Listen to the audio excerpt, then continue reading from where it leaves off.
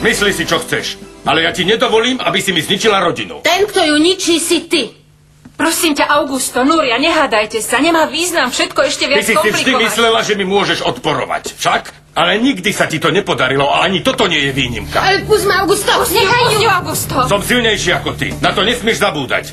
Raz som ti to už dokázal. Nikdy nedovolím, aby si na mňa opäť zdvihol ruku, počuješ? Naozaj? Pusť ma, ubližuješ mu, Augusto. Pusť ma, počúvaj ma. Pusť ho! Nie! Kde bol? No výborne, chlapček už vyrástol. Už sa dívame jeden druhému do očí. A čo ty tu tak stojíš? Bež si povedz si. Nejdem. Nie? Neprovokuj ma, lebo to budeš ľutovať po celý svoj život. Prosím ťa, dieťa, poďme. Juliana! Tu si do... Máš pravdu.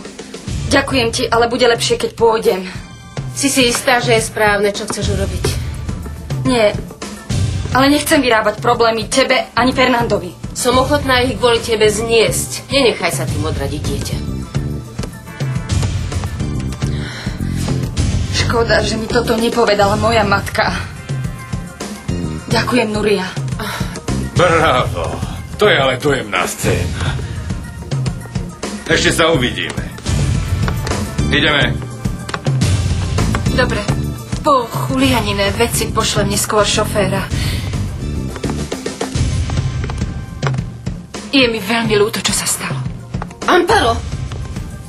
Amparo! Amparo! Postav sa na stranu svojej dcéry. Ona to potrebuje viac ako tvoj manžel.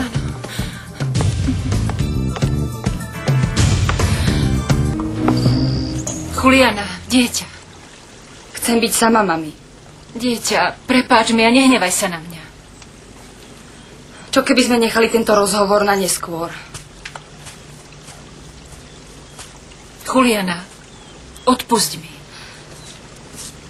Zabudni na to, mami.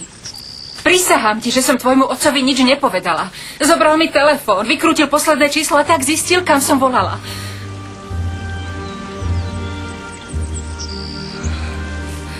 Mami, prepáč mi. Naozaj som si myslela, že ťa donútil, aby si mu to povedala. Ako ti napadlo, že by som ťa zradila, Zlatko? Teba, ktorú milujem najviac na svete. Ten, koho na svete najviac miluješ, je on, mami.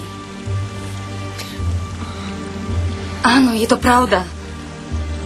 Inak nedokážem pochopiť, ako ho môžeš zniesť. Sú veci, ktorým nerozumieš. Áno, milujem ho. Sme spolu veľa rokov, ale nemilujem ho viac než vás, miláčik. Ach, mami, a položila si za celé tie roky otázku, prečo preňho toľko toho robíš?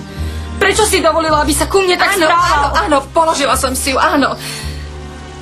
Ale tiež by som bola schopná všetkého sa vzdať, a to len preto, aby si odo mňa nikdy neodišla. Mám ťa veľmi